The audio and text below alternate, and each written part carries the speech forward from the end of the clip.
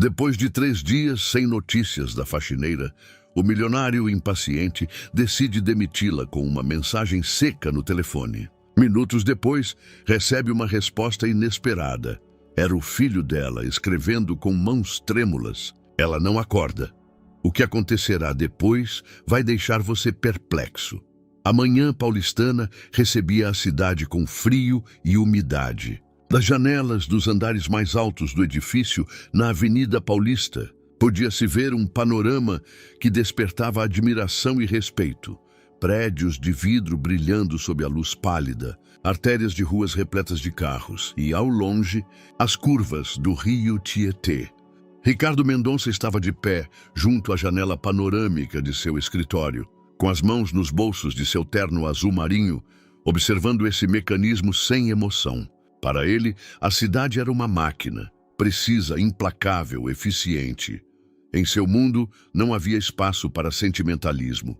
Administrava um dos maiores conglomerados industriais da América Latina com fria calculação, como se o jogo fosse uma partida de xadrez, onde cada movimento tinha consequências e cada decisão tinha peso.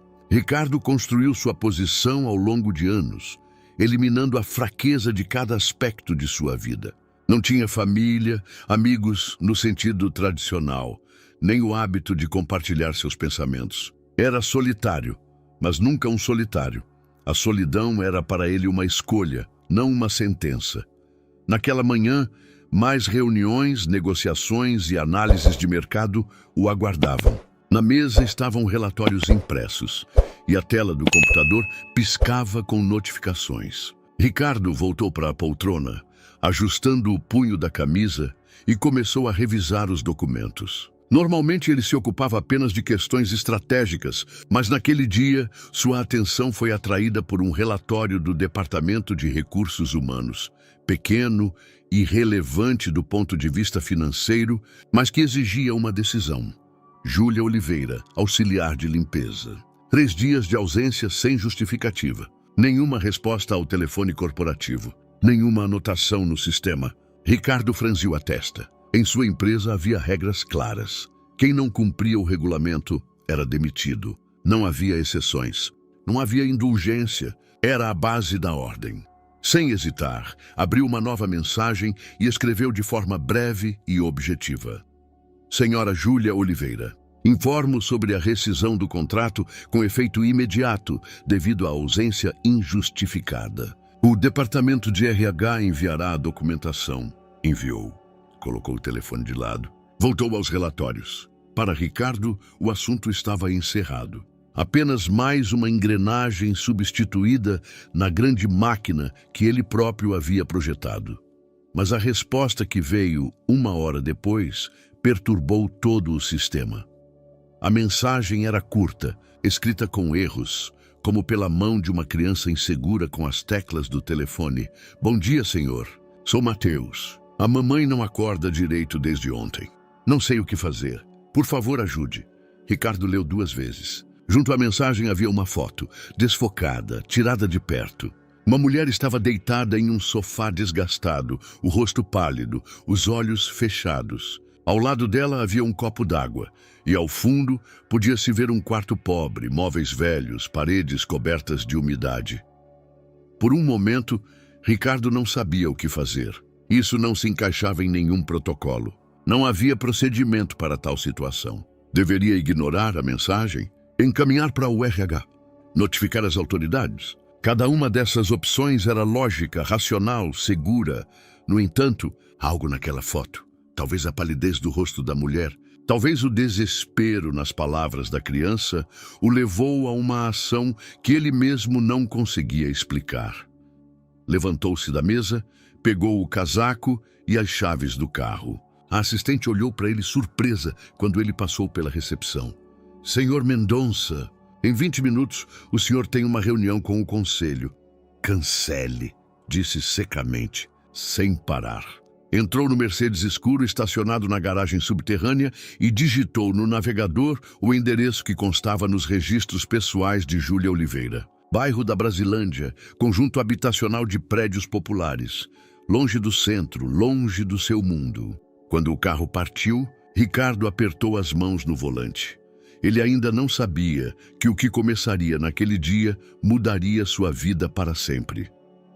A viagem até a Brasilândia levou mais de 30 minutos para Ricardo, embora em linha reta o separasse do destino apenas alguns quilômetros. Congestionamentos, obras, caos, realidade que ele geralmente evitava, delegando tarefas ao motorista.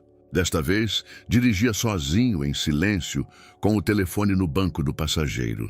De vez em quando, olhava para a tela como se esperasse outra mensagem da criança. Não veio. O conjunto habitacional ao qual chegou era cinzento, cansado pelo tempo. Os blocos de apartamentos ficavam apertados uns aos outros, com varandas cheias de móveis velhos e varais para secar roupas. O reboco caía em alguns lugares, revelando tijolos. Um playground no centro do conjunto estava enferrujado, os balanços pendurados tortos. Ricardo estacionou em frente ao bloco número 7, desligou o motor e ficou sentado em silêncio por um momento. Sentia-se estranho. Não naquele lugar, em sua própria decisão. Por que tinha vindo aqui? O que deveria fazer? Ajudar uma mulher que violou as regras? Por que isso seria problema dele? Mas a foto. Aquela foto. Saiu do carro, fechou a porta e dirigiu-se à entrada do prédio. A entrada era escura, cheirava a mofo e cigarros. Havia panfletos espalhados pelas escadas e rabiscos nas paredes. O apartamento de Júlia ficava no quarto andar. Ricardo subiu as escadas, respirando uniformemente, ignorando o desconforto. Parou em frente à porta com uma plaqueta metálica Oliveira. Bateu. 1, 2, 3 vezes. Silêncio. Então ouviu um leve ruído atrás da porta. Passos suaves. A fechadura rangeu e a porta se abriu na largura da corrente. Na fresta apareceu um rosto infantil. Um menino com olhos grandes e assustados, vestindo uma camiseta 2 números maior. Senhor, sussurrou o menino. Mateus? Perguntou Ricardo calmamente, inclinando-se um pouco. Foi você que me escreveu? O menino assentiu. Seus olhos estavam cheios de lágrimas, a mão na corrente, como se não soubesse se deveria abrir ou fugir. Você pode me deixar entrar? Quero ajudar sua mãe. Mateus hesitou, mas depois de um momento removeu a corrente e abriu a porta. Ricardo entrou em um pequeno hall. O chão era coberto com linóleo velho, nas paredes havia desenhos infantis e no cabideiro apenas 2 casacos. O cheiro no apartamento era pesado, mofado, misturado com algo adocicado que podia ser restos de comida. Onde está sua mãe? Perguntou Ricardo. Mateus apontou para o quarto ao lado. Ricardo atravessou o corredor estreito e parou na entrada de uma pequena sala. A mulher estava deitada no sofá, coberta com um cobertor fino. Estava pálida como papel, respirando superficialmente. Na mesinha ao lado, havia um copo d'água e uma embalagem de medicamentos. Ricardo aproximou-se, agachou-se perto do sofá. Senhora Oliveira, disse baixinho. A mulher moveu-se e abriu os olhos. Olhou para ele com uma visão embaçada, como se não tivesse certeza se era um sonho. Quem? Sussurrou.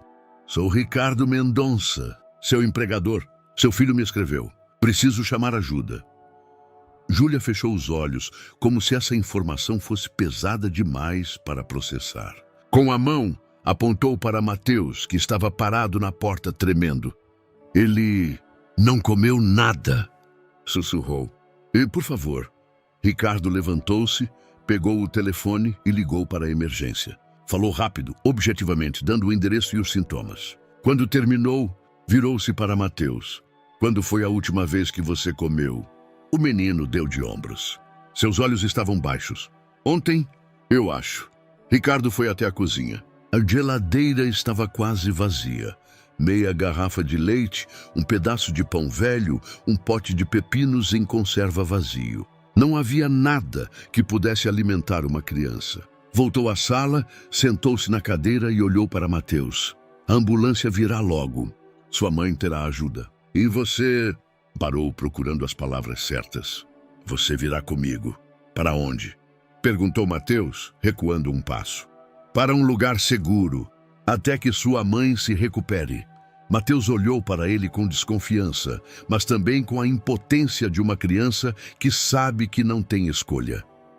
A ambulância chegou após 10 minutos. Os socorristas entraram eficientemente, examinaram Júlia, fizeram perguntas. A mulher estava consciente, mas exausta, desidratada, incapaz de se mover sozinha. O diagnóstico foi preliminar.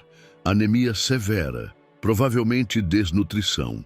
Precisamos levá-la, disse um dos socorristas, olhando para Ricardo. E a criança? Ricardo olhou para Mateus, que segurava a borda do sofá e olhava para a mãe com terror. A criança vem comigo, disse firmemente. Ninguém protestou. O caminho até o hospital transcorreu em silêncio.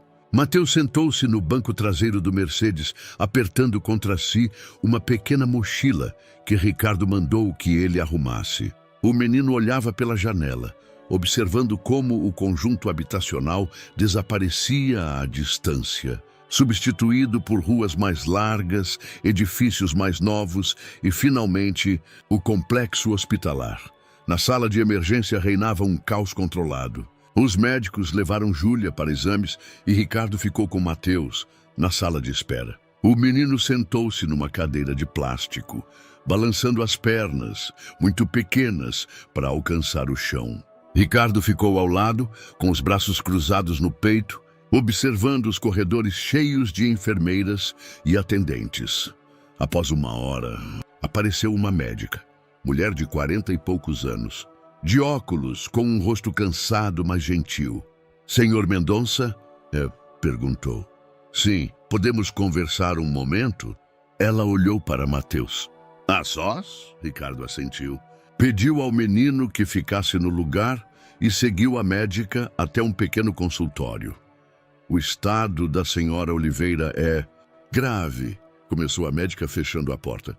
Anemia severa, desidratação significativa, deficiências nutricionais. Precisamos mantê-la em observação por pelo menos alguns dias, talvez mais. Ela precisará de transfusão, suplementação, provavelmente consulta psiquiátrica.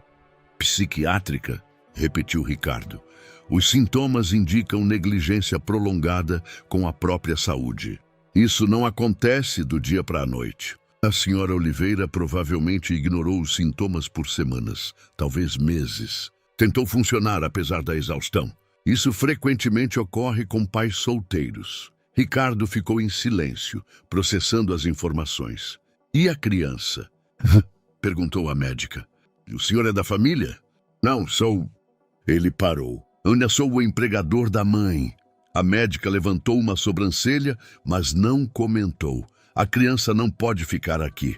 Se não há família, temos que notificar a assistência social.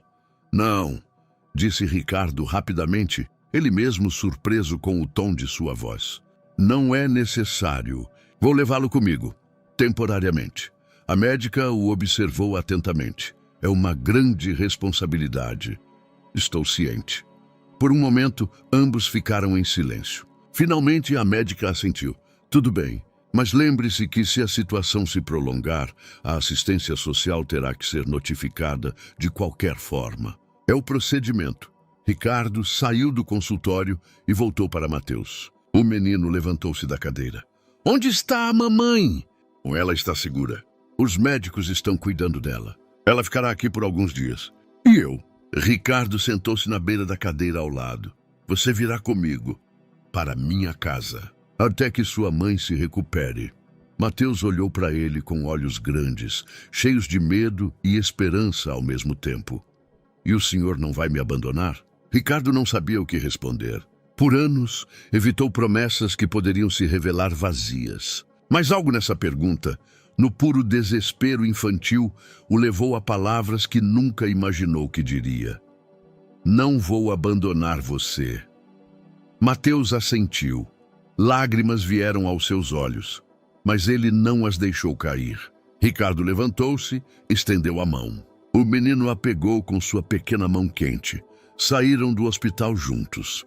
A casa de Ricardo ficava no Morumbi, em um condomínio fechado de casas individuais. E mansão era moderna, espaçosa, decorada de forma minimalista. Vidro, aço, branco. O interior cheirava a frescor e ordem. Tudo tinha seu lugar. Nenhum objeto supérfluo, nenhuma desordem. Mateus entrou incerto, apertando sua mochila. Olhava ao redor de boca aberta. Esta é a casa do senhor? Perguntou baixinho. Sim, respondeu Ricardo, tirando o casaco. Agora também é sua. Pelo menos por um tempo. Levou o menino para cima, ao quarto de hóspedes. Era grande, claro, com vista para o jardim. A cama era branca, bem arrumada. Ao lado havia uma cômoda e uma escrivaninha. Você pode se deitar.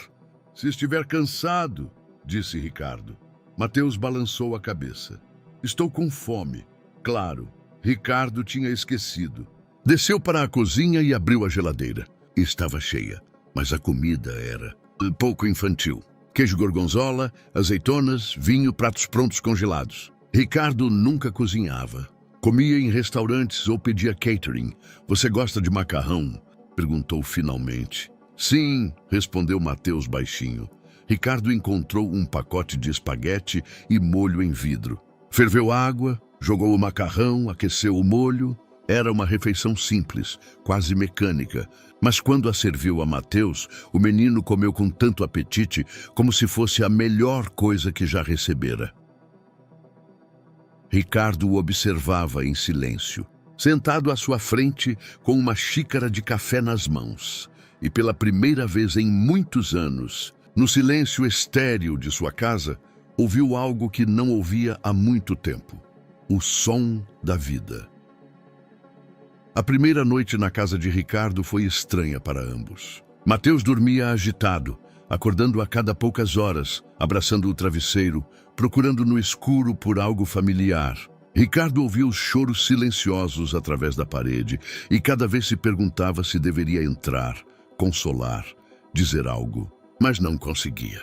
Não tinha essa habilidade. Nunca a desenvolveu, nunca precisou. De manhã, Mateus desceu silenciosamente, descalço, com a mesma camiseta de ontem. Encontrou Ricardo na cozinha, junto à máquina de café, olhando algo no tablet. Quando ouviu passos, levantou os olhos. Dormiu bem? Mateus deu de ombros. Quando vamos ver a mamãe? Hoje à tarde. Prometi, lembra? O menino assentiu, sentou-se na cadeira alta, junto ao balcão. Ricardo não sabia o que deveria fazer agora. Preparar café da manhã, perguntar algo, deixar a criança em paz? Sua experiência em cuidar de crianças era zero. Em sua vida, conscientemente evitou relacionamentos próximos, muito menos paternidade. Finalmente abriu a geladeira e tirou leite, cereais matinais e iogurte. Colocou tudo no balcão. Coma o que quiser, disse, tentando soar natural. Mateus serviu-se de cereais, adicionou leite e comeu em silêncio. Ricardo voltou ao tablet, mas as palavras na tela passavam sem sentido. Toda sua atenção estava concentrada na criança sentada ao lado. Estranha, pequena, frágil, que de repente se tornou sua responsabilidade. Após o café da manhã, Mateus sentou-se na sala no sofá e começou a assistir televisão, mais pela companhia do que por interesse. Ricardo foi para o escritório, fechou a porta e ligou para sua assistente. Transfira todas as reuniões para a próxima semana, disse brevemente. Todas, senhor Mendonça. Todas. E encontre alguém que lide com questões de tutela, consultoria jurídica nessa área. Imediatamente. Depois de algumas horas, quando o sol já estava alto, Ricardo e Mateus foram ao hospital. O menino estava inquieto durante todo o trajeto. Fazia perguntas para as quais Ricardo nem sempre tinha respostas. Mas ele tentava estar presente e olhar para ele, acenar com a cabeça, mostrar que estava ouvindo. Júlia estava deitada em uma pequena sala, conectada a um soro. Estava pálida, mas consciente. Quando viu Mateus, seus olhos se encheram de lágrimas. Meu amor, sussurrou, estendendo a mão. Mateus correu para a cama, segurou sua mão. Chorava silenciosamente, segurando-se à mãe, como se temesse perdê-la novamente. Júlia acariciava seu cabelo, sussurrava algo reconfortante, embora mal conseguisse falar. Ricardo ficou de lado, observando a cena. Sentia que era um intruso naquele momento, que não deveria estar ali, mas ao mesmo tempo não conseguia sair. Algo naquela cena, na simplicidade, na pureza das emoções, o mantinha no lugar. Depois de um momento, Júlia levantou os olhos para ele. Em seus olhos havia algo que ele não conseguia decifrar. Gratidão? Desconfiança? Medo? Obrigada, disse baixinho. Por ter trazido ele. É natural, respondeu Ricardo rigidamente. Mas não para todos, acrescentou, sem desviar o olhar dele. Por que o senhor fez isso? A pergunta pairou no ar. Ricardo não tinha resposta para ela. Não sabia por quê. Agiu impulsivamente contra sua natureza, contra a lógica. Porque ninguém mais o faria, respondeu finalmente. Júlia assentiu, como se essa resposta fosse suficiente. Mas em seu olhar havia algo mais, como se tentasse lê-lo, entendê-lo, ver algo que ele mesmo não percebia em si. Mateus diz que está ficando com o senhor, disse cautelosamente. Sim, até que a senhora se recupere. Não quero ser um fardo. A senhora não é um fardo, é uma solução temporária. A melhor para ele. Júlia fechou os olhos, respirando superficialmente. Era visível que a conversa a cansava.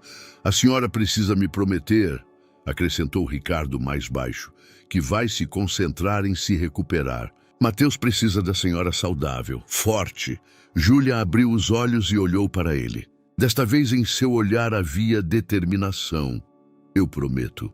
Voltando para casa, Mateus estava mais quieto, mas mais calmo. Sabia que a mãe estava viva, que se recuperaria. Isso era suficiente por enquanto.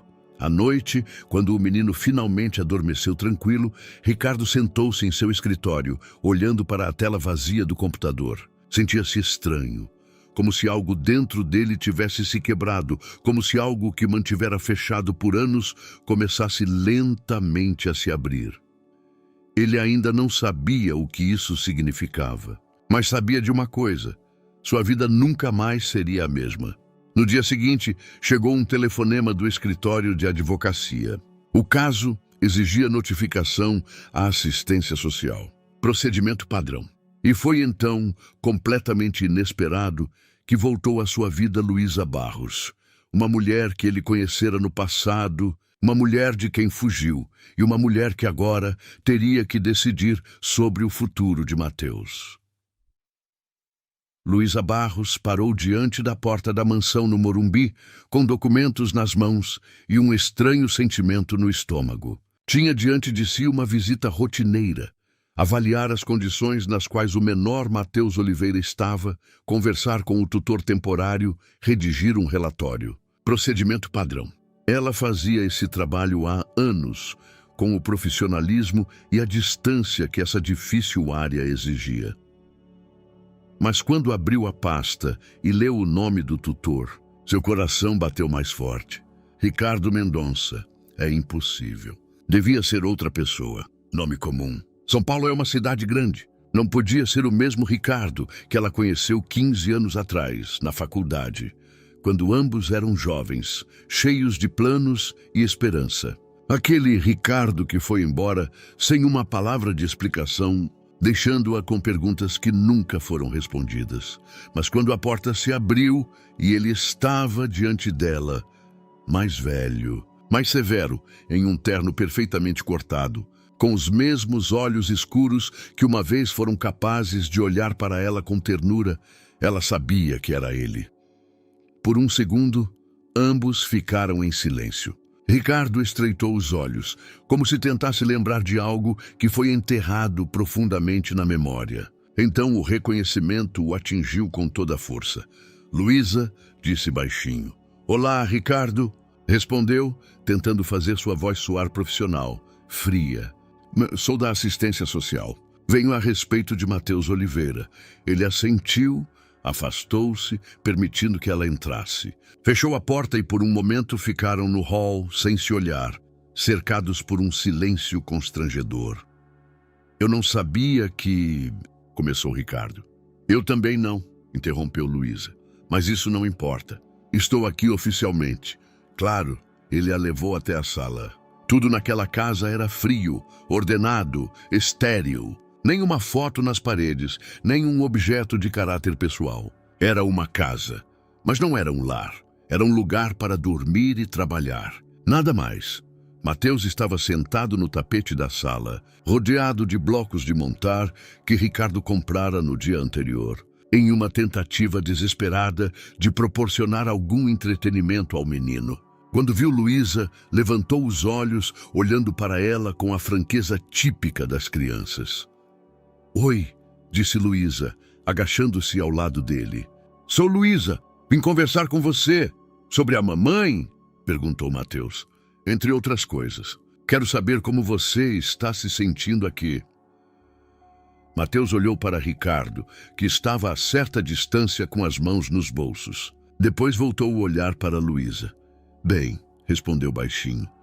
Luísa passou a hora seguinte conversando com o menino, fazendo perguntas suavemente, observando suas reações, a maneira como falava, a maneira como olhava para Ricardo. Mateus era tímido, mas não assustado. Falava da mãe com saudade, mas também com esperança. Sobre Ricardo falava com cautela, não como alguém próximo, mas como alguém que não o havia machucado, que não o havia abandonado. Depois, chegou a hora de conversar com Ricardo. Luísa pediu a Mateus que ficasse na sala e foi com Ricardo para seu escritório. Fechou a porta, sentou-se na cadeira em frente à mesa e abriu a pasta. "Preciso lhe fazer algumas perguntas", começou sem levantar os olhos. "Em procedimento padrão." "Entendo. Qual é sua relação com a família Oliveira?" "Era um empregador da senhora Oliveira. Mateus me escreveu quando a mãe adoeceu. Eu intervim." "Por quê?" Ricardo ficou em silêncio por um momento, porque ninguém mais o fez. Luísa anotou algo no bloco. As perguntas eram formais, mas cada uma delas carregava o peso de seu passado comum. Ela sentia como a tensão crescia entre eles, como palavras não ditas pairavam no ar. "Você planeja cuidar da criança a longo prazo?" perguntou. "Não. É uma solução temporária até que a mãe se recupere. E se precisar de mais tempo? Se a mãe não puder voltar à plena capacidade?" Ricardo cerrou a mandíbula. "Então encontrarei uma solução adequada. Não abandonarei essa criança." Luísa levantou os olhos, pela primeira vez desde o início da conversa, olhando-o diretamente nos olhos. "Como posso acreditar em você, Ricardo? Você abandona as pessoas. É sua especialidade." As palavras atingiram como um tapa. Ricardo recuou levemente, como se fisicamente sentisse seu peso. "Luísa." "Não!" interrompeu, fechando a pasta. "Não estou interessada na explicação. Passaram-se 15 anos. Estou aqui por Mateus, não por você. E se eu julgar que você não é capaz de garantir a segurança dele, vou tirá-lo daqui." Levantou-se, pronta para sair. Ricardo também se levantou. "Eu fui estúpido", disse baixinho. "Naquela época, fugi porque estava com medo. Medo da intimidade, medo de precisar de alguém. Fui ensinado que sentimentos são fraqueza." Luísa parou na porta sem se virar. "Sabe o que é fraqueza, Ricardo? Falta de coragem para enfrentar o que você sente. Isso é fraqueza." Saiu do escritório, voltou à sala, despediu-se de Mateus calorosamente e deixou a casa. Só no carro, quando fechou a porta e sentou-se ao volante, permitiu-se chorar. Lágrimas de frustração, raiva, mas também de outra coisa, pesar. Pesar pelo que poderia ter sido, mas nunca seria. Ricardo ficou sozinho no escritório, olhando para a porta fechada. Sabia que Luísa estava certa. Sabia que o que fez então foi covardia. E sabia também que agora, pela primeira vez na vida, tinha a chance de consertar isso, não por palavras, mas por ações. Só a pergunta era: isso seria suficiente? Os dias que se seguiram mudaram o ritmo da casa de Ricardo de uma maneira que ele jamais teria previsto. Mateus deixou de ser apenas um hóspede temporário, tornou-se uma presença que preencheu o silêncio, revitalizou os espaços vazios, forçou Ricardo a pensar em alguém além de si mesmo. De manhã, Mateus acordava cedo, descia para a cozinha de pijama e sentava-se à mesa, esperando pelo café da manhã. Ricardo aprendia a preparar refeições simples, ovos mexidos, torradas, chocolate quente. Não era alta gastronomia, mas Mateus comia com apetite, contando sobre seus sonhos, sobre a mãe, sobre o que gostaria de fazer quando crescesse. Ricardo ouvia. Isso era novo, ouvir sem julgar, sem planejar o próximo movimento, sem cálculos. Simplesmente estar ali, presente, para outra pessoa.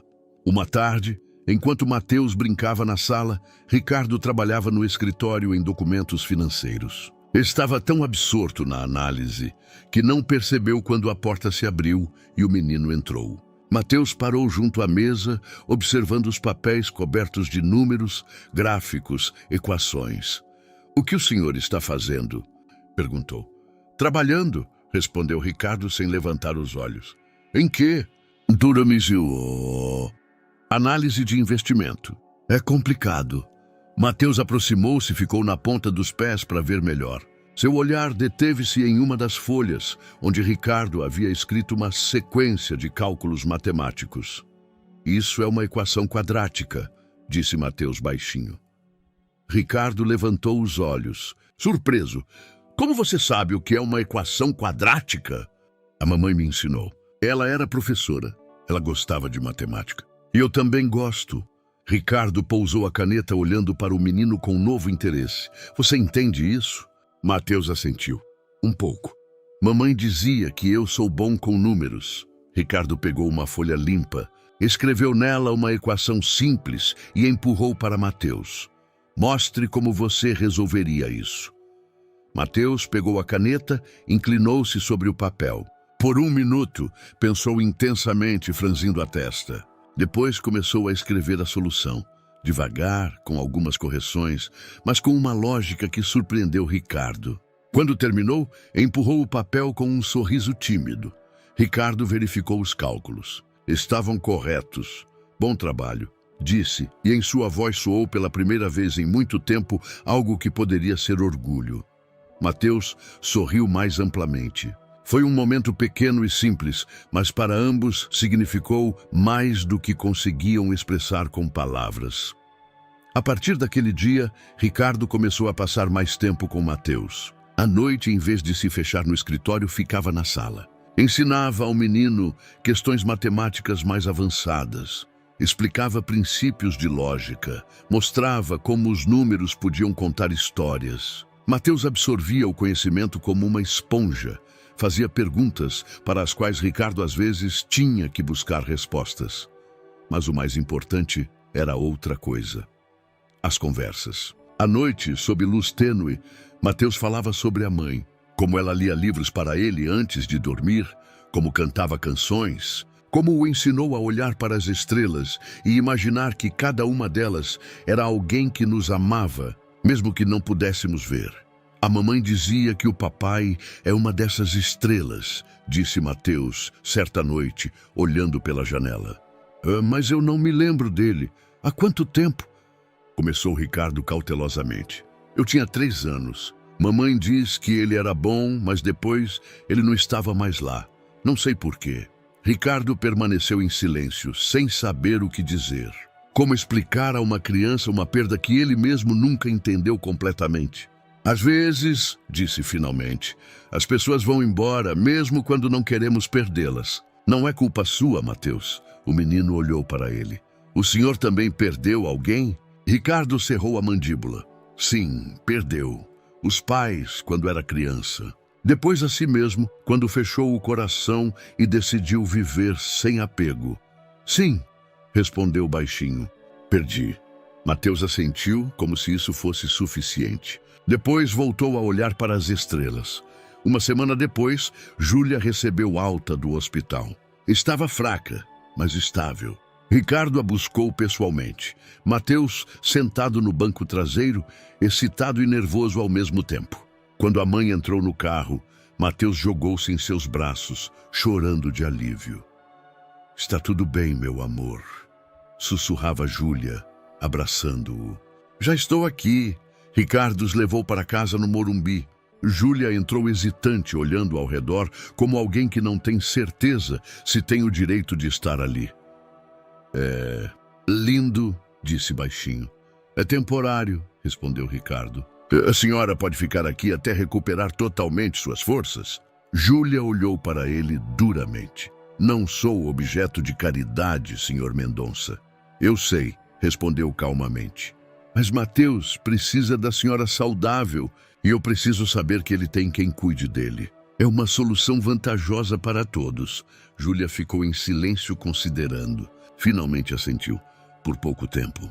Até eu encontrar um emprego e uma casa. Combinado.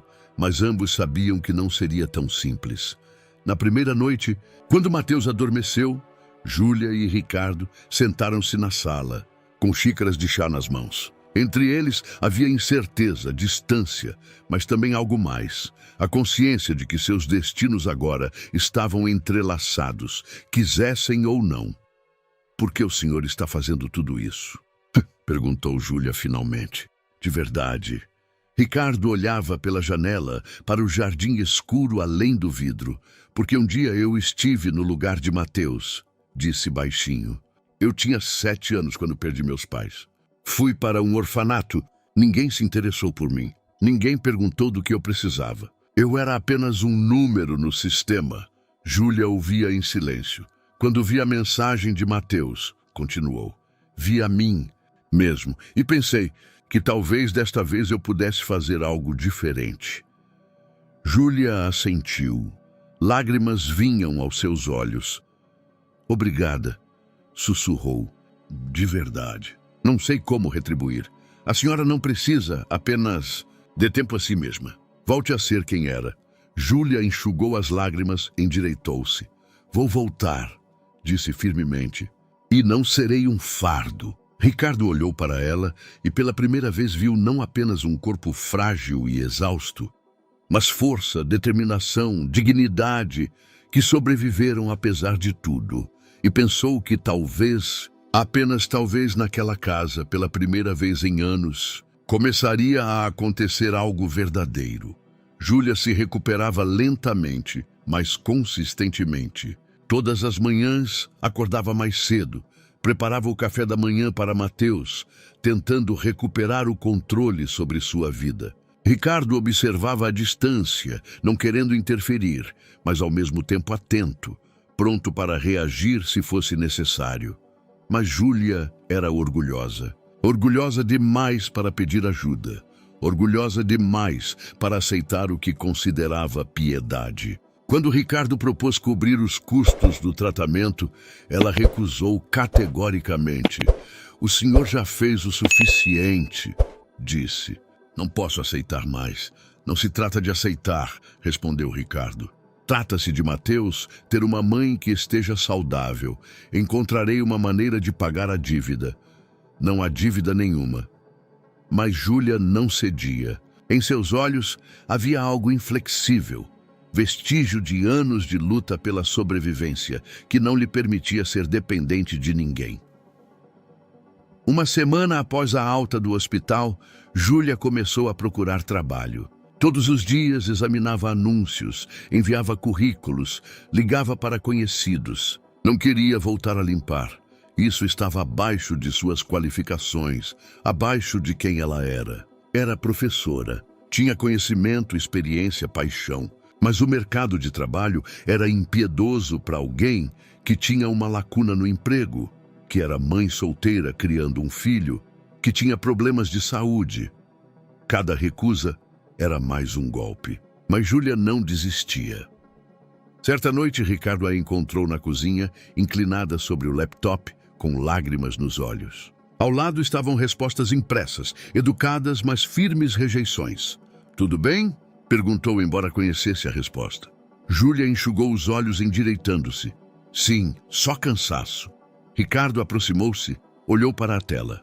Ela viu como ele lia os títulos das mensagens, como analisava a situação com sua mente analítica. A senhora era professora, disse. Sou professora, corrigiu-o. Só que ninguém quer me dar uma chance. Ricardo ficou em silêncio por um momento, pensando. E se não fosse uma escola? Perguntou finalmente. Júlia olhou para ele surpresa. Como? Minha empresa. Temos um departamento de treinamento interno. Precisamos de alguém que saiba ensinar, explicar, ajudar as pessoas a desenvolver competências. Alguém com experiência pedagógica seria ideal. Júlia recuou, seu rosto endureceu. Não, disse rispidamente. Não aceitarei um emprego por piedade. Não é por piedade, respondeu Ricardo calmamente. É por necessidade. Temos um problema. A senhora tem a solução. É negócio. Não acredito no senhor. Ricardo suspirou, sentou-se à sua frente. Júlia, sei que a senhora tem motivos para não confiar. Entendo o orgulho, mas às vezes o orgulho se torna uma prisão. Mateus precisa da senhora estável, financeiramente segura. Se rejeita toda ajuda só porque vem de mim, quem está punindo? A mim ou a si mesma? As palavras a atingiram com uma força que não esperava. Júlia fechou os olhos, lutando contra as emoções. Não quero ser devedora, sussurrou. Não será. Será funcionária. Com salário, contrato, obrigações. Se achar que o trabalho não é para você, pode sair. Mas dê a si mesma uma chance. Júlia abriu os olhos, olhando para ele longamente, examinando-o. E se eu falhar? Todos falham, respondeu Ricardo. Eu falho todos os dias, mas continuo tentando. Finalmente Júlia assentiu. Lenta, relutantemente, mas assentiu. Vou tentar. Ricardo sentiu alívio, embora não o mostrasse no rosto. A senhora começa na segunda-feira. No primeiro dia de trabalho na corporação, Júlia estava tensa como uma corda. Vestida com um vestido simples e modesto, com o cabelo preso em um coque, estava no saguão do edifício principal, observando a multidão de funcionários em ternos e trajes formais que passavam por ela como um rio. Ricardo a apresentou ao gerente de RH, explicou o escopo de suas funções, deu-lhe acesso a todas as ferramentas necessárias. Júlia ouvia, tomava notas, tentava parecer confiante, mas por dentro tremia de medo. Os primeiros dias foram difíceis. Júlia tinha que aprender um novo ambiente, novos procedimentos, nova linguagem corporativa, que soava estranha e artificial, mas lentamente começava a encontrar seu lugar. Quando conduziu o primeiro treinamento de comunicação interpessoal para funcionários do depósito, todos esperavam uma apresentação padrão, chata, mas Júlia era diferente. Falava de forma simples, com coração, com experiência de vida que todos na sala podiam entender. Não usava jargão corporativo. Falava de problemas reais, de como ouvir, como entender, como construir pontes em vez de muros. As pessoas ouviam, faziam perguntas, compartilhavam suas histórias. Após o treinamento, várias pessoas se aproximaram dela, agradecendo, dizendo que pela primeira vez, em um treinamento corporativo, se sentiram tratados como pessoas, não como recursos. Júlia voltou para casa naquela noite cansada, mas com um brilho nos olhos que Ricardo não via há semanas. Como foi? Perguntou. Bem, respondeu, não conseguindo esconder um sorriso. Realmente bem. Uma semana depois, Júlia veio a Ricardo com uma ideia. Queria criar um programa de alfabetização funcional para funcionários em posições mais baixas. Pessoas que nunca terminaram a escola, que se envergonhavam de sua falta de educação, que eram competentes em suas funções, mas não conseguiam ler instruções, preencher formulários, comunicar-se por escrito. Isso não é prioridade da empresa, disse Ricardo, embora não rejeitasse a ideia de imediato. Deveria ser, respondeu Júlia firmemente. O senhor está perdendo talentos porque as pessoas não têm ferramentas. Ou têm, mas não sabem como usá-las. Vamos dar a eles uma chance. Ricardo olhou para ela, vendo fogo, determinação, algo que ia além do interesse pessoal. Quanto custaria? Júlia apresentou-lhe um plano simples, mas bem pensado. Os custos eram mínimos e os benefícios potenciais, na forma de lealdade dos funcionários, menor rotatividade e maior eficiência, eram óbvios. Tudo bem, disse finalmente. A senhora tem luz verde. Júlia assentiu, mas antes de sair virou-se. Obrigada, disse baixinho, por ter me dado uma chance. Não me agradeça, respondeu Ricardo. Você mereceu por si mesma. E pela primeira vez em muito tempo, Júlia acreditou que isso poderia ser verdade. Mas à medida que Júlia florescia, outra coisa começava a se complicar.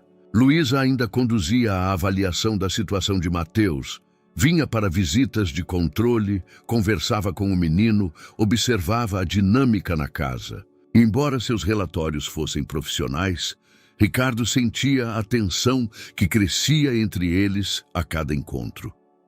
Já não se tratava apenas de Mateus. Tratava-se deles, de palavras não ditas, de um passado que não queria ser enterrado.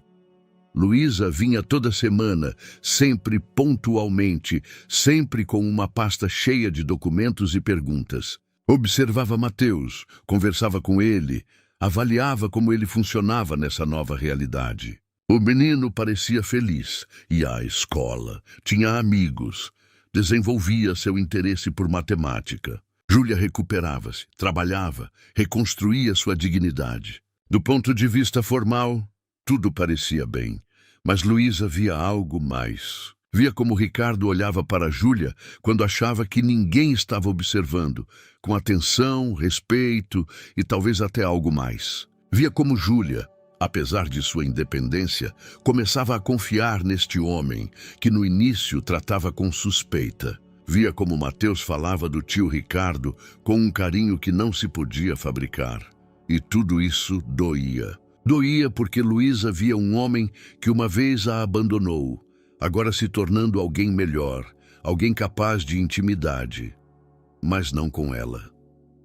Certo dia, após mais uma visita, Luísa ficou mais tempo. Mateus foi para seu quarto fazer o dever de casa, Júlia ficou na cozinha e Ricardo acompanhou Luísa até a porta. Pararam no hall, um silêncio pesado entre eles. Está tudo em ordem com a documentação? Me perguntou Ricardo. Sim, respondeu Luísa sem olhar para ele. Mateus está bem. Júlia está se estabilizando. Você está se saindo melhor do que eu pensava. Obrigado pela confiança, disse com leve ironia. Luísa levantou o olhar. Havia algo perigoso em seus olhos. Não estou falando de confiança, Ricardo. Estou falando de surpresa. Nunca pensei que você fosse capaz desse tipo de compromisso. As pessoas mudam. Será mesmo? Ela perguntou rispidamente. Ou talvez você tenha encontrado uma nova maneira de controlar a situação? Talvez tudo isso seja apenas mais um projeto para você? Algo que pode organizar, medir, gerenciar? Ricardo cerrou a mandíbula. Isso é injusto. Injusto. Repetiu Luísa, aproximando-se um passo. Sabe o que é injusto? Que você me deixou 15 anos atrás sem explicação. Que desapareceu de um dia para o outro, como se eu não fosse ninguém. E agora vejo você construindo uma família com pessoas estranhas e me pergunto, será que o problema era eu ou simplesmente eu não valia o seu esforço? As palavras pairaram no ar como lâminas. Ricardo permaneceu em silêncio, sentindo o peso da culpa que carregava por anos. Não foi culpa sua, disse finalmente em voz baixa. Nunca foi você o problema. Era eu o problema. Tinha medo da intimidade, medo de precisar de alguém. Fugi porque era mais fácil do que enfrentar o que sentia. Luísa piscou, contendo as lágrimas. E agora? Agora já não tem medo? Ricardo olhou-a nos olhos. Agora ainda tenho medo. Todos os dias. Mas tenho algo que não tinha antes. Uma razão para ser corajoso. Mateus, Júlia, eles precisam de mim estável, presente. Isso muda tudo. Luísa desviou o olhar, lutando com suas próprias emoções. Fico feliz por eles, sussurrou. De verdade. Mas isso não torna as coisas mais fáceis para mim. Eu sei, respondeu Ricardo. E sinto muito, sinceramente. Luísa assentiu, pegou a pasta e saiu sem se despedir. Ricardo ficou sozinho no hall, sentindo um vazio que não conseguia nomear. Nas semanas seguintes, a atmosfera na casa começou a mudar. Júlia e Ricardo passavam mais tempo juntos, não apenas por causa de Mateus, mas pelas conversas durante o jantar, pelas noites, quando o menino dormia e eles sentavam-se na sala, conversando sobre trabalho, sobre a vida. sobre sonhos que nenhum deles tivera coragem de expressar antes. Júlia falava sobre o tempo em que era professora, sobre os alunos que lembrava com carinho, sobre a paixão pela educação que quase perdeu. Ricardo falava sobre sua infância no orfanato, sobre como os números eram para ele uma fuga, uma maneira de entender um mundo que parecia caótico e hostil. Nunca falei sobre isso com ninguém, admitiu certa noite. Sempre pensei que fosse sinal de fraqueza. Não é fraqueza, respondeu Júlia baixinho. É coragem. Mostrar a alguém quem você realmente é. Seus dedos se tocaram no apoio do sofá.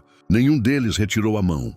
Sentaram assim em silêncio, conscientes da proximidade, mas receosos de ir além.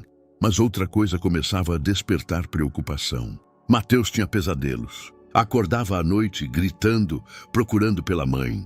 Júlia corria até ele, abraçava-o, acalmava-o, mas via que algo estava errado. O menino ficava mais nervoso durante o dia, sobressaltava-se com sons altos, perguntava obsessivamente se a mãe estava saudável, se o tio Ricardo não iria embora. Certa noite, depois que Júlia já havia acalmado Mateus, desceu à cozinha para buscar água. Lá encontrou Ricardo, que não conseguia dormir. Ele estava junto à janela, olhando para a escuridão. Algo está acontecendo com Mateus, disse Júlia baixinho. Eu sei, respondeu Ricardo. Estou vendo. Você acha que é por causa do estresse? Por causa do que ele passou? Possível. Mas há algo mais. Sinto isso. Júlia aproximou-se e ficou ao lado dele. Luísa mencionou que podemos precisar de apoio psicológico para ele. Talvez devêssemos... Faremos o que for necessário, interrompeu Ricardo. Qualquer coisa. Não vou permitir que essa criança sofra. Júlia tocou seu ombro. Eu sei, disse. E por isso confio em você. Por isso, acredito que conseguiremos superar isso. Ricardo olhou para ela, para seu rosto iluminado apenas pela luz da rua, para a determinação em seus olhos, para a força que sobreviveu apesar de tudo. E naquele momento sentiu algo que não sentia há anos, algo que lembrava a esperança. Mas no dia seguinte, tudo mudaria. O telefone tocou. Era Luísa, sua voz tensa, oficial. Ricardo, preciso informá-lo sobre algo. Há uma complicação. O pai de Mateus. Ele apareceu e exige o retorno do filho. Ricardo sentiu o chão fugir sob seus pés. O que você disse? Louis, o pai biológico de Mateus, registrado nos documentos. Desapareceu anos atrás, mas agora voltou e quer recuperar a criança. Júlia, que ouviu a conversa, empalideceu. Apoiou-se no balcão da cozinha como se tivesse perdido o equilíbrio. É impossível, sussurrou. Ele não pode. Ele não tem o direito, mas a lei, como logo descobririam, nem sempre está do lado da justiça. E o que até agora parecia difícil, de repente se tornou uma luta por tudo. Carlos Oliveira voltou à vida de Júlia como um fantasma do passado que ela nunca quis ver novamente. O homem que ela amara um dia, a quem perdoara muitas vezes, que a deixou sozinha com uma criança pequena sem um centavo, agora estava diante do serviço de assistência social em um terno amarrotado, com papéis confirmando a paternidade e reivindicações que soavam como uma sentença. Luísa organizou a reunião. Tinha que ser oficial, protocolar, com a presença de todas as partes. Júlia sentou-se rigidamente numa cadeira de plástico, numa pequena sala estéril de audiências. Ao lado dela, Ricardo, tenso como uma corda, com o advogado que contratou imediatamente após receber a mensagem. Do outro lado da mesa estava Carlos, mais velho, mais deteriorado do que em suas lembranças, com círculos escuros sob os olhos e mãos trêmulas que tentava esconder sob a mesa. Luísa conduzia a conversa, tentando manter a neutralidade, embora em sua voz se ouvisse a tensão. Senhor Oliveira, o senhor não teve contato com seu filho por mais de 4 anos. Por que agora? Carlos pigarreou, endireitando-se na cadeira. Porque sou o pai dele. Tenho direito à criança. Tinha problemas. Mas agora estou limpo, trabalho, tenho um apartamento. Posso cuidar dele. Júlia cerrou os punhos sob a mesa. Você está mentindo, disse baixinho, mas com veneno. Você não se interessou por ele por anos, nem tentou saber se estava vivo, se tinha o que comer. Agora você volta porque acha que pode ganhar algo. Porque eu sou o pai dele. Carlos elevou a voz. E ninguém vai me tirar esse direito. Você o levou, me isolou, isolei. Júlia levantou-se abruptamente. A cadeira rangeu. Você saiu sozinho, nos deixou sem uma palavra. Bebia, me batia, gritava no meio da noite. Mateus tinha 3 anos e chorava de medo quando te via. O advogado de Ricardo ergueu a mão, acalmando-a. Senhora Oliveira, por favor, sente-se. Emoções não ajudarão neste caso. Júlia sentou-se tremendo. Lágrimas de raiva enchiam seus olhos. Ricardo colocou a mão sobre a dela sob a mesa, levemente, mas o suficiente para que ela sentisse que não estava sozinha. O advogado de Ricardo dirigiu-se a Carlos. Senhor Oliveira, o senhor tem fonte de renda documentada? Residência estável. Fez terapia para dependências, já que menciona problemas? Carlos hesitou. Trabalho na construção civil. Tenho uma kitnet. E não bebo há 6 meses. 6 meses, repetiu o advogado com clara ironia. E nos 4 anos anteriores? Carlos cerrou os dentes, calou-se. O senhor se dá conta, continuou o advogado, que abandono de menor, falta de pensão alimentícia e, especialmente, histórico de violência doméstica, que podemos documentar, tornam suas reivindicações extremamente duvidosas? Posso mudar, gritou Carlos, batendo com um punho na mesa. Sou o pai dele. Tenho direito. Luísa ergueu a mão. Senhor Oliveira, acalme-se, por favor. Neste caso, o que decide é o bem-estar da criança, não seus direitos. E neste momento não vejo nenhuma base para que a criança seja entregue à sua guarda. Carlos levantou-se bruscamente. A cadeira caiu atrás dele. Isso é uma conspiração! Gritava. Ele apontou para Ricardo. É rico, então todos estão do lado dele. E eu não sou ninguém, mas não vou desistir. Não vou permitir que algum empresário tome meu filho. Saiu da sala, batendo a porta. O silêncio que se seguiu foi pesado, sufocante. Júlia escondeu o rosto nas mãos, soluçando baixinho. Ricardo a abraçou suavemente. Luísa os observava com uma mistura de compaixão e impotência. E agora? Perguntou Ricardo. Luísa suspirou. Ele vai entrar com um pedido de direitos parentais. O tribunal vai analisar o caso. Haverá avaliações psicológicas, entrevistas. Isso vai demorar. E Mateus? Perguntou Júlia entre lágrimas. E que tese desestitua? E quanto a ele? Por enquanto permanece com vocês, respondeu Luísa. Mas devo avisá-los. Se Carlos provar que mudou, o tribunal pode ficar do lado dele. A paternidade biológica ainda tem grande peso legal. Ricardo cerrou a mandíbula. Não vou permitir isso. Farei tudo ao meu alcance. No caminho de volta para casa, Júlia sentou-se em silêncio, olhando pela janela para as ruas que passavam. Ricardo dirigia com cuidado, lançando-lhe olhares furtivos. Me desculpe, disse ela finalmente em voz baixa. Pelo quê? Nem por tudo isso. Por tê-lo envolvido nesta confusão. Por Carlos, por... Júlia, interrompeu-a suavemente. Não é culpa sua. Você não pediu por nada disso. E não está sozinha. Júlia olhou para ele.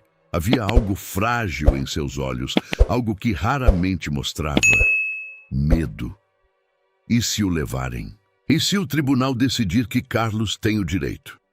Não vou permitir, repetiu Ricardo, desta vez com mais firmeza. Mateus está seguro conosco. E se eu tiver que lutar contra todo o sistema, eu o farei. Júlia pegou sua mão, apertando-a com força. Obrigada, sussurrou. Por tudo. Mas ambos sabiam que gratidão não era suficiente diante da lei. Naquela noite, Mateus percebeu a tensão. As crianças sempre sentem os medos não expressos dos adultos. Durante o jantar, estava mais quieto que o habitual. Brincava com a comida, não comia. Tio Ricardo? Perguntou finalmente em voz baixa. Sim? Eu tenho que ir embora? Ricardo e Júlia trocaram olhares. Júlia respirou fundo, aproximou-se do filho. De onde tirou essa ideia, meu amor? Já ouvi vocês conversando ao telefone. Sobre meu pai. Júlia ficou imóvel. Não sabia o que dizer. Como explicar a uma criança algo que ela mesma não entendia? Ricardo inclinou-se para frente, olhando Mateus diretamente nos olhos. Mateus, escute. Às vezes, os adultos têm conversas difíceis. Às vezes, precisam resolver problemas que são complicados. Mas prometo uma coisa. Faremos tudo para que você esteja seguro. Para que ninguém o machuque, entende? Mateus assentiu, mas em seus olhos ainda havia terror. Mas ele é meu pai, não é? Júlia pegou sua mão. Biologicamente, sim. Mas um verdadeiro pai não é aquele que o gerou. É aquele que está com você, que cuida de você. E o ama. Mateus olhou para Ricardo. Então o tio Ricardo é como meu pai? Ricardo sentiu um nó na garganta. Nunca imaginou estar em tal papel. Mas agora, olhando para esta criança que olhava para ele com esperança e confiança, sabia que não havia volta. Se você quiser, respondeu baixinho. Posso ser. Mateus sorriu levemente pela primeira vez naquela noite. Mas no dia seguinte vieram as primeiras consequências. Carlos entrou com uma ação e, ao mesmo tempo, com uma denúncia à polícia, acusando Ricardo de manter ilegalmente uma criança. A luta estava apenas começando. A denúncia policial causou uma tempestade que ninguém esperava. Naquela mesma noite, 2 policiais apareceram diante da mansão de Ricardo, exigindo explicações. O procedimento foi frio, oficial. Perguntas sobre as circunstâncias de receber a criança, documentos, consentimentos legais. Ricardo respondeu calmamente. Apresentou a correspondência com as autoridades, certificados de Luísa, provas de assistência médica a Júlia. Os policiais registraram o relatório e partiram, mas a atmosfera na casa tornou-se pesada como chumbo. Mateus estava sentado nas escadas, abraçado à mãe, ouvindo as vozes adultas embaixo. Não entendia tudo, mas entendia o suficiente. Alguém queria levá-lo. Naquela noite, Mateus não dormiu. Ficou deitado na cama com os olhos abertos, olhando para o teto. Quando Júlia entrou para cobri-lo, viu que ele chorava silenciosamente. Meu amor, o que está acontecendo? Monay sentou-se na beira da cama, acariciando seus cabelos. Estou com medo, sussurrou. Estou com medo que ele me leve. Quem, Mateus? Saquei sim. Aquele homem. Meu pai. Júlia sentiu seu coração partir. Abraçou o filho, sussurrou que tudo ficaria bem, embora ela mesma não acreditasse nisso. Ela sabia quem era Carlos, sabia do que ele era capaz. Não vou permitir que algo ruim aconteça com você, dizia, balançando-o suavemente. Nunca. Mas Mateus sentiu medo dela. Isso o assustava mais do que qualquer outra coisa. Nos dias seguintes, o caso ganhou ritmo. Luísa, apesar das emoções pessoais em relação a Ricardo, tentava ser profissional. Mas seu superior, um funcionário mais velho, com visões conservadoras, começou a questionar as decisões anteriores. Senhora Barros, disse durante uma reunião, entendo sua empatia por essa família, mas devemos seguir os procedimentos. O pai biológico tem direitos. Não podemos ignorá-los só porque preferimos outro guardião. Mas Carlos Oliveira tem histórico de violência, dependências, abandono da criança, defendeu-se Luísa. Não pode ser considerado um guardião adequado. Isso o tribunal decidirá. Nós só podemos apresentar os fatos. E os fatos são que a criança está com um homem estranho, que não tem direitos formais de guarda. Estranho? Mateus se sente seguro lá. Emoções não são prova legal, respondeu o superior friamente. Prepare um relatório completo, objetivo, sem sentimentos pessoais. Luísa saiu do gabinete arrasada. Sabia o que isso significava. Seu relatório teria enorme importância para o tribunal. Uma palavra tendenciosa, uma conclusão mal formulada poderiam decidir o destino de Mateus. À noite, telefonou para Ricardo. Precisamos conversar, disse. Cara a cara. Encontraram-se em uma pequena cafeteria na Lapa, longe dos escritórios e das casas. Luísa parecia cansada, apagada. Ricardo sentou-se à sua frente, pedindo café que nenhum dos dois tocou. A situação é mais grave do que eu pensava, começou Luísa. Meu superior insiste que eu seja objetiva. E, na prática, isso significa que devo tratar Carlos de forma equivalente a você. Mas isso é absurdo. Ele abandonou a criança. Usava violência. Eu sei. Mas o sistema funciona segundo regras. A paternidade biológica tem prioridade. Se não há provas conclusivas da incapacidade do genitor. Ricardo cerrou os punhos sobre a mesa. Isso é injusto. Eu sei, respondeu Luísa baixinho. E quero ajudar você, de verdade. Mas se eu estiver muito do seu lado, meu relatório será considerado tendencioso. Então a derrota é certa. O que você propõe, então? Luísa permaneceu em silêncio por um momento, pesando as palavras. Preciso me afastar do caso. Ricardo olhou para ela surpreso. O quê? E transferirei o caso para outro funcionário. Alguém que não tenha com você história, que seja completamente neutro. Mas, Luísa, você conhece esta situação.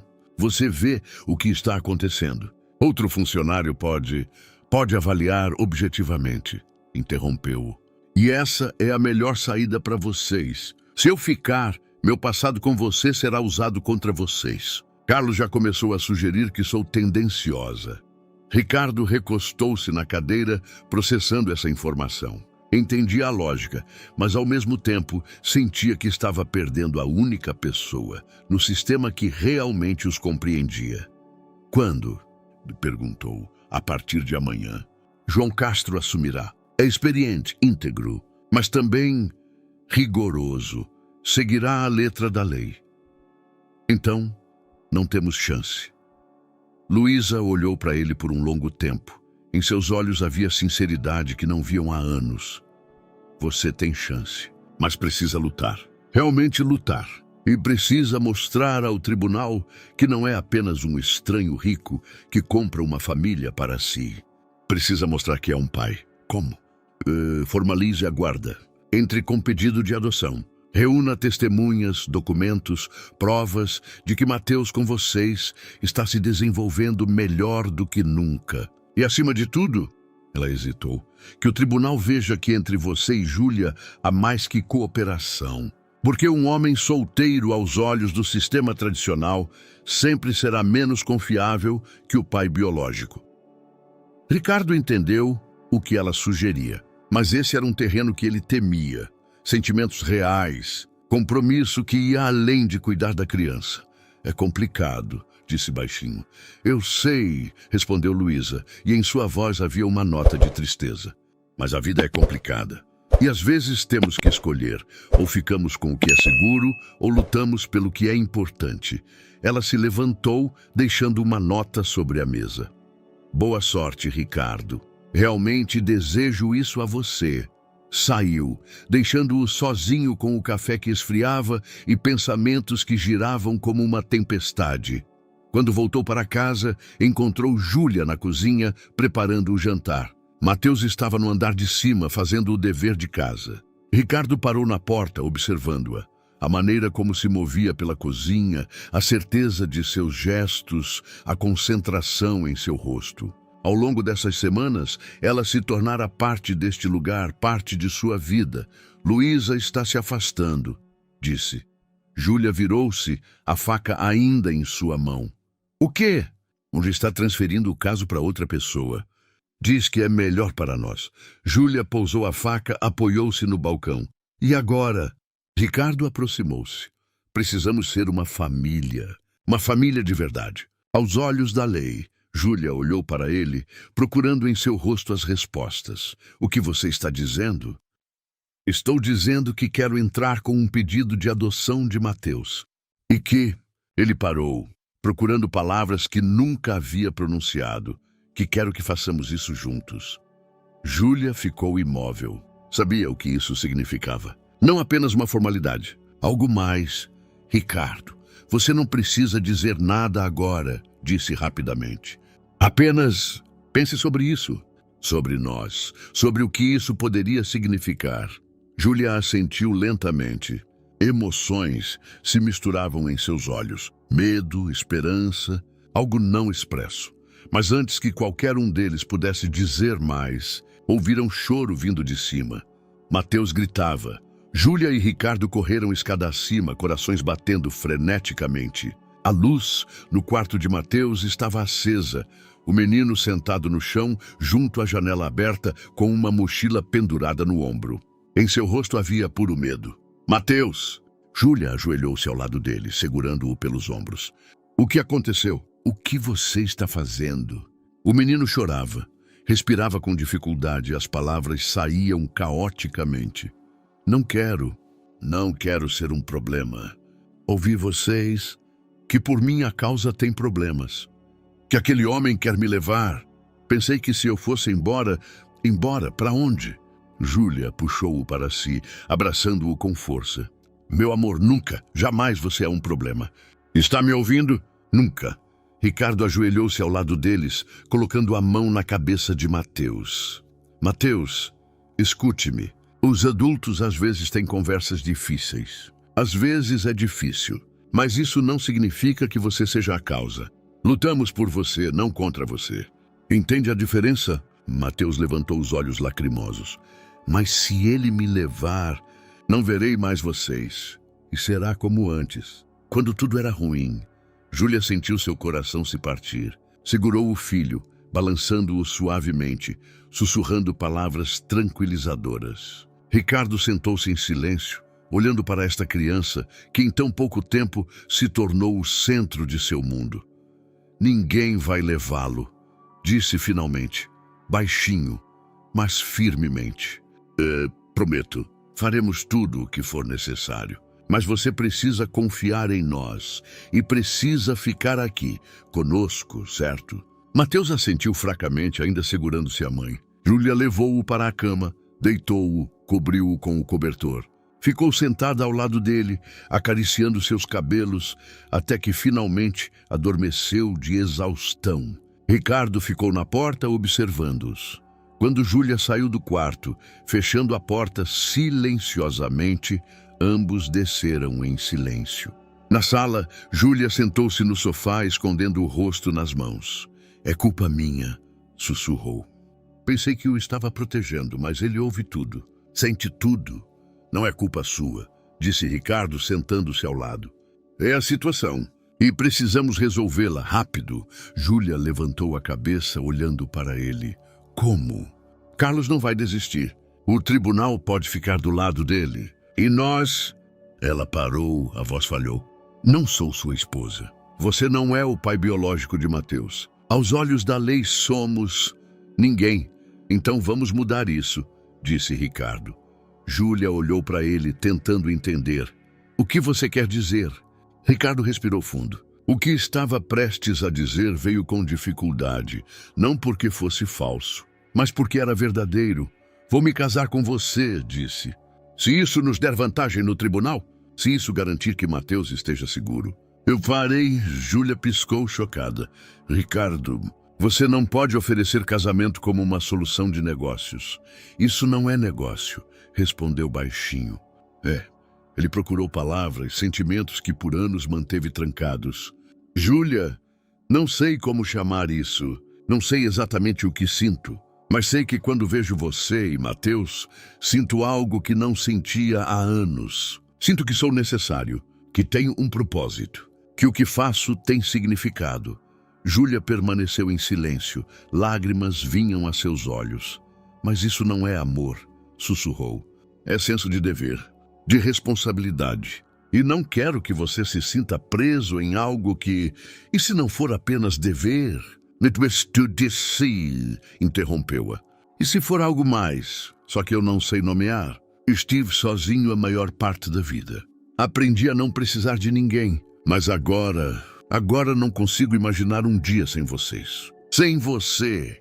Júlia fechou os olhos, respirando profundamente. Não posso pedir isso a você, disse. É demais. Você não está pedindo. Estou oferecendo. Por vontade própria. Júlia olhou para ele, procurando em seu rosto sinais de hesitação, incerteza, mas via apenas determinação. Preciso pensar sobre isso, disse finalmente. Compreendo. Sentaram-se em silêncio, cada um perdido em seus próprios pensamentos. Finalmente, Júlia levantou-se. Boa noite, Ricardo. Boa noite. Ela saiu, deixando-o sozinho na sala escura. Ricardo ficou sentado por muito tempo, olhando para o vazio, perguntando-se se o que disse era verdade ou uma tentativa desesperada de segurar algo que escapava ao controle. No dia seguinte, chegou João Castro, o novo assistente social designado para o caso. Era um homem de 50 e poucos anos, de rosto severo e abordagem metódica. Conversou com Mateus, com Júlia, com Ricardo, fazia perguntas precisas, sem emoção, anotava as respostas sem comentários. A senhora e o senhor Mendonça estão em um relacionamento? Perguntou a Júlia durante uma conversa privada. Júlia hesitou. Moramos juntos. Cuidamos de Mateus juntos. Isso não responde à pergunta, disse Castro. Vocês são um casal? Júlia sentiu seu coração bater mais forte. Sabia que sua resposta poderia ter consequências. Somos uma família, disse finalmente.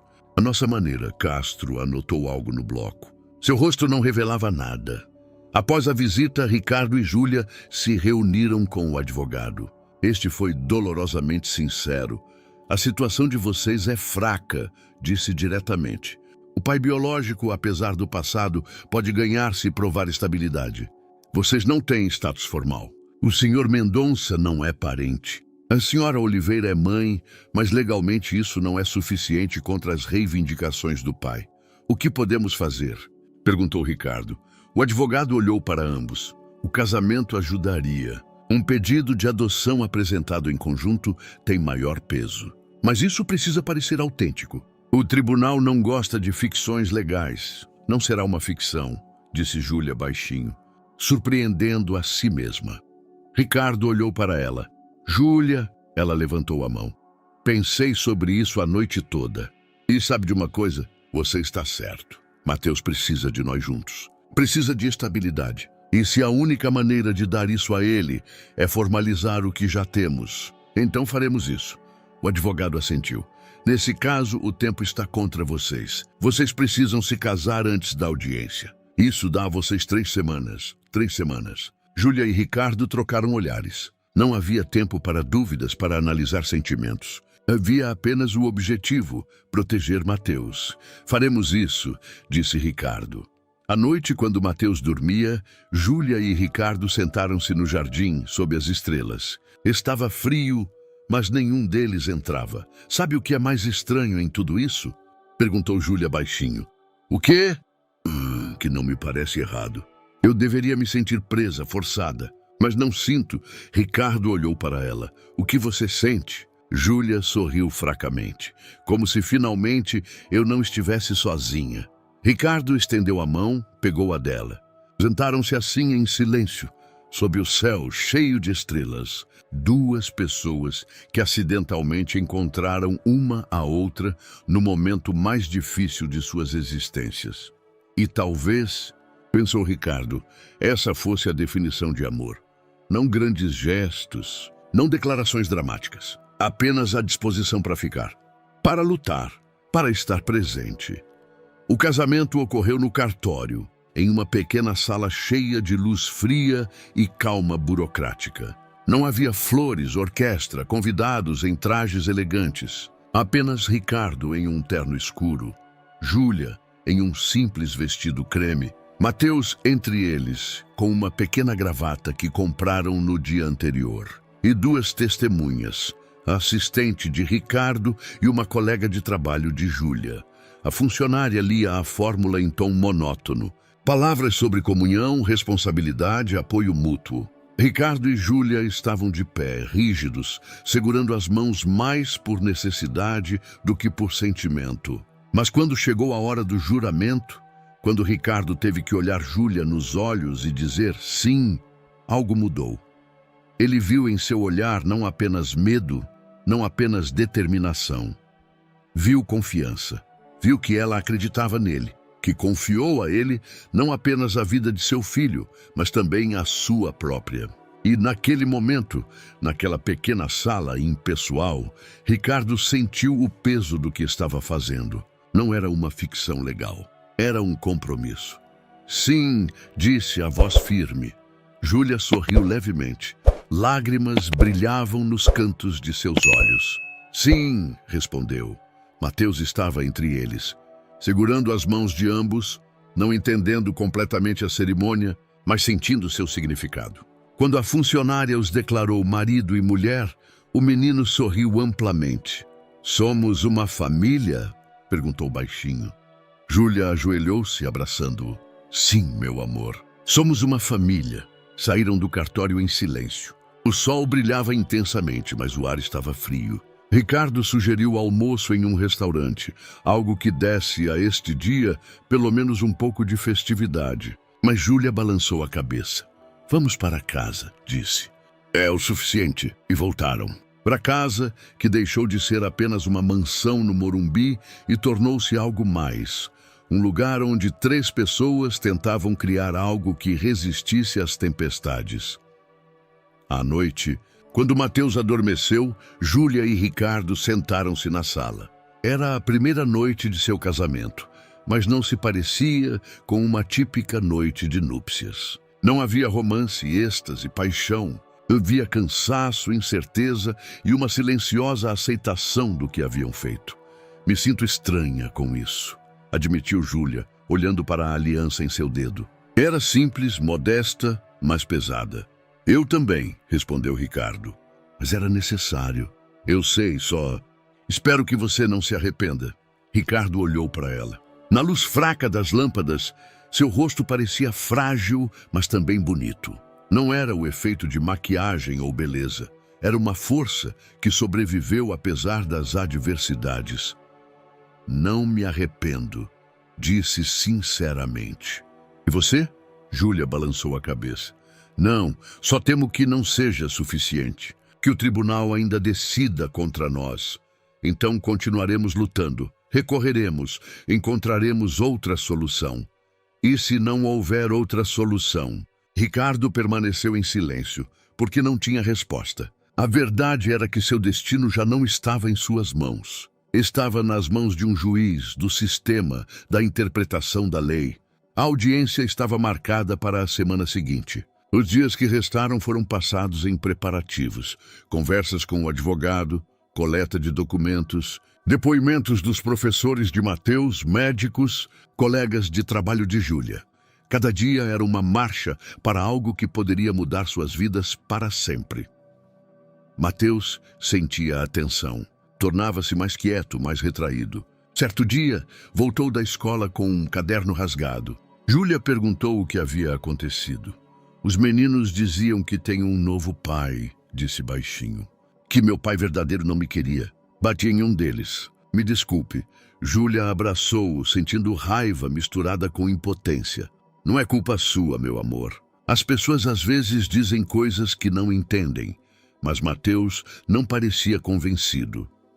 Naquela noite, Ricardo encontrou Mateus em seu escritório, sentado à mesa, com um papel e um lápis. O menino desenhava algo intensamente, língua de fora em concentração.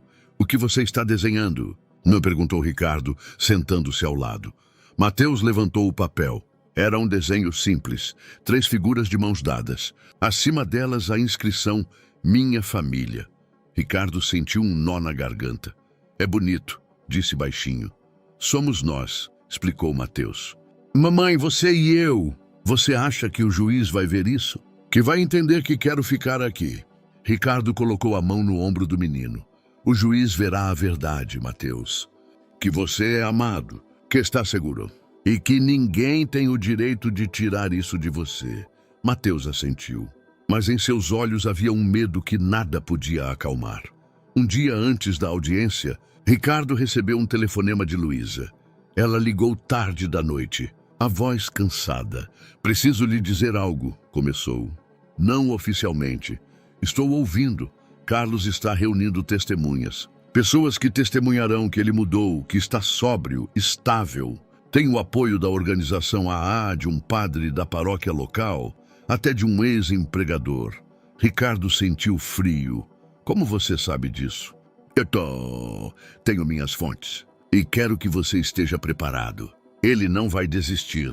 E o tribunal? Um tribunal de família tradicional frequentemente favorece os pais biológicos, especialmente se mostram vontade de melhorar. Então, o que devemos fazer? Mostrem coração, respondeu Luísa. Não tanto documentos, mas a verdade. Deixem o tribunal ver que Mateus não é um caso, mas uma pessoa. Uma criança que tem o direito de escolher, onde se sente segura. Ricardo agradeceu e desligou. Transmitiu a mensagem a Júlia. Ambos sentaram-se em silêncio, cada um perdido em seus pensamentos. Amanhã, disse Júlia finalmente, tudo será decidido. Sim, respondeu Ricardo. E independentemente do que acontecer, quero que você saiba uma coisa. O quê? Ele olhou para ela. Em seus olhos havia sinceridade que nunca mostrara antes. Não me arrependo de um único dia, de uma única decisão, de ter encontrado vocês, de ter me permitido isso. Vocês, Júlia pegou sua mão, apertando-a firmemente. Eu também não me arrependo, sussurrou. E naquela noite, pela primeira vez, adormeceram lado a lado, não como estranhos forçados a cooperar, mas como duas pessoas que encontraram uma na outra algo que se parecia com um lar.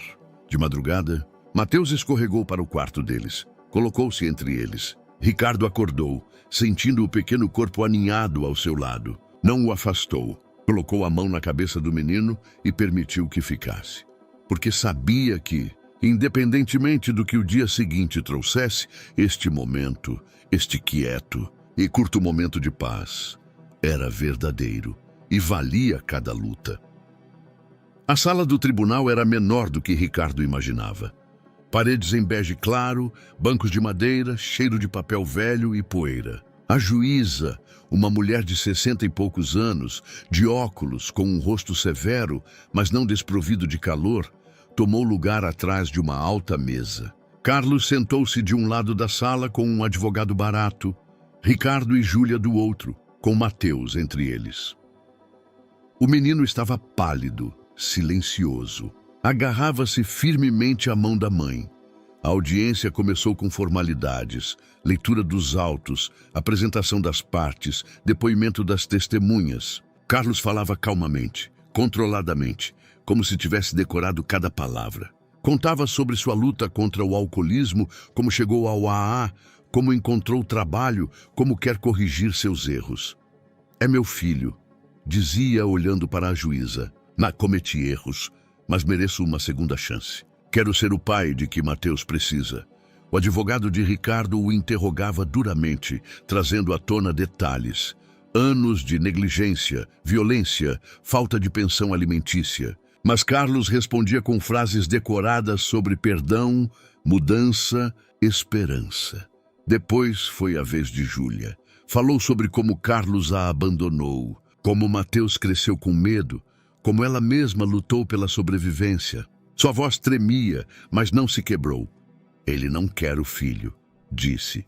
Não, ele quer controle. Mateus tem medo dele e tem o direito de ter medo. Finalmente chegou o momento que todos temiam. A juíza olhou para Mateus. Mateus, você gostaria de dizer algo ao tribunal? Não, perguntou suavemente. O menino congelou. Júlia acariciou sua cabeça. Ricardo acenou encorajadoramente. Mateus levantou-se devagar, aproximou-se do púlpito. Era tão pequeno, tão frágil nessa grande sala cheia de adultos e seus conflitos. Começou baixinho. A juíza inclinou-se para a frente para ouvir melhor. Fale com coragem, filho. Ninguém vai machucá-lo aqui. Mateus olhou para Carlos. Depois para Júlia. Depois para Ricardo. E de repente algo dentro dele se quebrou. Lágrimas fluíram, palavras saíam caoticamente. Eu já perdi um pai de verdade que eu lembrava. Depois perdi minha mãe, quando ela ficou doente. E pensei que tudo estava perdido, que nunca mais teria um lar. Sua voz falhou. Mas o tio Ricardo, ele não me abandonou, não fugiu, ficou, e mamãe voltou. E agora temos um lar de verdade. E não quero perdê-lo. Por favor, não tirem isso de mim. Não quero perder mais ninguém. O silêncio que se seguiu foi pesado como chumbo. A juíza tirou um lenço e enxugou os olhos. Júlia chorava silenciosamente. Ricardo cerrou os punhos, lutando contra as emoções. Carlos olhava para o filho com algo que podia ser arrependimento, ou apenas frustração. A juíza assentiu. Obrigada, Mateus. Pode sentar-se. O menino voltou para a mãe, que o abraçou fortemente. A juíza fechou os autos, olhou para todos os presentes. Anunciarei a sentença em 1 semana. Até lá, peço a todas as partes que tenham prudência. Saíram do tribunal em silêncio. Carlos lançou-lhes um olhar raivoso e afastou-se na direção oposta. Ricardo, Júlia e Mateus ficaram nas escadas do edifício, cercados pelo ar frio paulistano. E agora? Perguntou Júlia. Agora esperamos, respondeu Ricardo. E temos esperança. Mateus olhou para ambos. Eu disse a verdade, sussurrou. Vocês acham que isso ajudará? Ricardo ajoelhou-se olhando o menino nos olhos. Você disse o que é mais importante. Estou orgulhoso de você. Mateus abraçou-o. Ricardo envolveu-o, sentindo que pela primeira vez na vida entende o que significa ser pai. Não pelo sangue, não pela lei, mas pela escolha. Pelo amor que descobriu sem procurar. A semana passou lentamente. Cada dia arrastava-se como uma eternidade. Mas a vida continuava. Mateus ia à escola, Júlia ao trabalho, Ricardo administrava a empresa. Tentavam ser normais, embora cada um deles carregasse dentro de si o peso da espera. Finalmente chegou o dia do anúncio da sentença. A sala do tribunal estava cheia da mesma tensão da semana anterior, mas desta vez o ar estava mais denso, mais pesado de expectativa. A juíza entrou pontualmente, com os autos na mão e uma expressão que não revelava nada. Ricardo segurava a mão de Júlia. Mateus sentava-se entre eles, imóvel como uma estátua, com os olhos fixos na juíza. Após cuidadosa consideração do caso, começou a juíza. Sua voz era calma, objetiva, levando em conta o bem-estar da criança, sua segurança emocional e física, bem como os depoimentos de todas as partes. Tomei a seguinte decisão. O tempo pareceu parar. O pedido do Sr. Carlos Oliveira para a restauração dos direitos parentais e o retorno do filho é rejeitado. Júlia cobriu a boca com a mão. Lágrimas escorriam pelo seu rosto. Ricardo sentiu como se um peso que carregava há semanas caísse de seus ombros. Mateus olhou para eles, não entendendo completamente, mas sentindo que algo bom havia acontecido. Ao mesmo tempo, continuou a juíza, reconhecendo a importância da paternidade biológica, o tribunal estabelece o direito a visitas supervisionadas do Sr. Oliveira com seu filho, 1 vez por mês, sob a condição de continuar a terapia e manter a sobriedade. A violação destas condições resultará na revogação deste direito. Carlos cerrou a mandíbula, mas não protestou. Sabia que era o melhor que poderia esperar. Além disso, a juíza olhou para Ricardo e Júlia. O tribunal concede plenos direitos parentais aos senhores Mendonça. O pedido de adoção de Mateus Oliveira por Ricardo Mendonça é deferido. A partir de hoje, Mateus é legalmente filho de ambos os pais. Mateus levantou os olhos, arregalando-os. Isso significa que posso ficar. Júlia abraçou-o fortemente, chorando. Sim, meu amor, ficamos juntos, para sempre. Ricardo colocou a mão na cabeça do menino, não confiando em sua própria voz. Pela primeira vez na vida, sentia algo que poderia ser plenitude.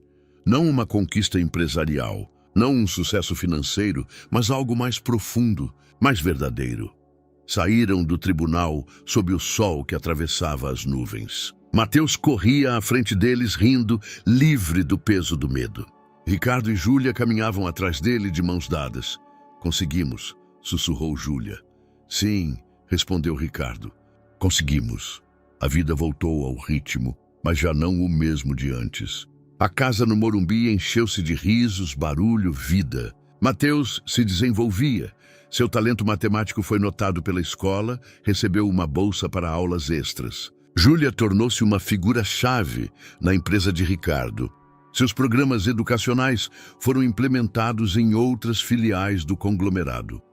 E Ricardo descobriu que a vida não precisa ser controlada, medida, ordenada para ter sentido. Às vezes, as melhores coisas vêm no caos, em momentos não planejados, em decisões tomadas pelo coração, não pela razão.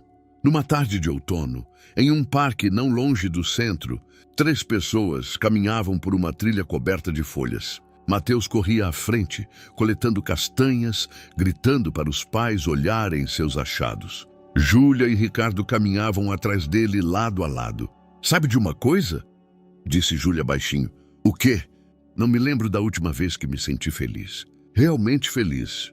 Ricardo olhou para ela, para seu rosto iluminado pela luz dourada do sol poente, para o sorriso que era sincero, puro. "Eu também não", respondeu. Mateus chamou-os mostrando algo na grama. Aproximaram-se e agacharam-se ao lado dele. Era uma pena, azul, delicada, quase irreal. "Vocês acham que é de um pássaro?" perguntou Mateus. "Com certeza", respondeu Júlia. "E vocês acham que o pássaro está feliz?" Ricardo sorriu. "Acho que ele é livre." E isso é quase a mesma coisa. Mateus assentiu, satisfeito com a resposta. Então levantou-se e correu adiante, pena na mão, rindo alto. Júlia e Ricardo permaneceram mais um momento, ajoelhados na grama, olhando para o filho deles, e então, num gesto quase imperceptível, Ricardo estendeu a mão e pegou a de Júlia. Entrelaçaram-se naturalmente, como se sempre tivessem pertencido uma à outra. Nada foi dito, mas tudo foi compreendido. O amor nem sempre começa com paixão ardente. Às vezes nasce em momentos silenciosos, nas escolhas que fazemos pelos outros, na disposição de ficar quando seria mais fácil partir, na aceitação de que a vida escreve histórias melhores do que aquelas que planejamos. E quando Mateus se virou, viu-os, mãe e pai, de mãos dadas, olhando para ele com algo que só poderia ser amor. Ele sorriu e correu para eles. Espero que você tenha gostado da história de hoje. Inscreva-se no canal para não perder mais histórias como esta. Deixe um like e comente abaixo o que achou da história. Nos vemos no próximo vídeo!